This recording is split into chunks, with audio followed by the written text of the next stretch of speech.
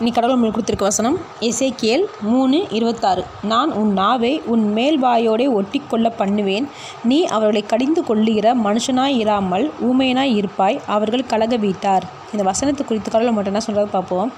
சில சமயம் நம்மளோட நிலைமை எதிரிகளோட, கேலி செய்கிறவங்களோட, தாழ்மையாக பார்க்குறவங்களோட கையில் இருக்கிற மாதிரி இருக்கும். அவங்க எவ்வளவு பேசினாலும் நம்மளால் திரும்ப பதில் கொடுக்க முடியாத நிலைமையில் இருப்போம். அப்போ ஒன்று நம்ம தேவன்கிட்ட புலம்புவோம், அப்படி இல்லைன்னா தேவனை பார்த்து கோவப்பட்டு கேள்வி கேட்போம். இங்கே நம்மளோட நிலைமை தான் எசேக்கியேலுக்கும். தேவன் எசேக்கியேலோட வாயை திறக்காதபடி செய்வேன்னு சொல்கிறார். ஏன்னா என்ன நல்லது சொன்னாலும் நியாயத்தை எடுத்து சொன்னாலும் இந்த கலக வீட்டார், அதாவது இஸ்ரவேலர்கள் எதையும் கேட்கக்கூடாதுன்னு முடிவில் இருக்கிறது மட்டும் இல்லை, எசேக்கியேலை வார்த்தையினால் காயப்படுத்தவும் போகிறாங்கன்னு தெரிஞ்சனால தான் தேவன் எசேக்கியேலை பேச விட மாட்டேங்கிறாரு. நல்ல விஷயத்துக்கு மதிப்பு கொடுக்காதவங்கக்கிட்ட மனுஷர்கள் நம்ம என்ன பேசினாலும் அது வேஸ்ட்டு தான். இங்கே தேவன் எசேக்கியேலை அவமானப்படக்கூடாதுன்னு இப்படி செய்கிறாரு.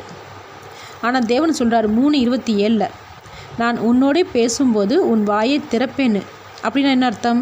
மனுஷர்கள் நம்மளோட சொந்த சிந்தனையில் பேசும்போது எதிர்ப்பு வரும். ஆனால் தேவன் பேசும்போது யாருனாலையும் எதிர்த்து நிற்க முடியாதுன்னு சொல்கிறாரு.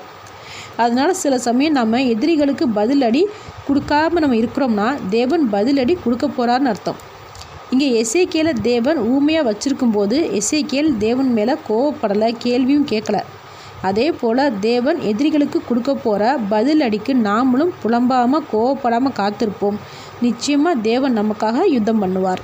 ஆமேன்.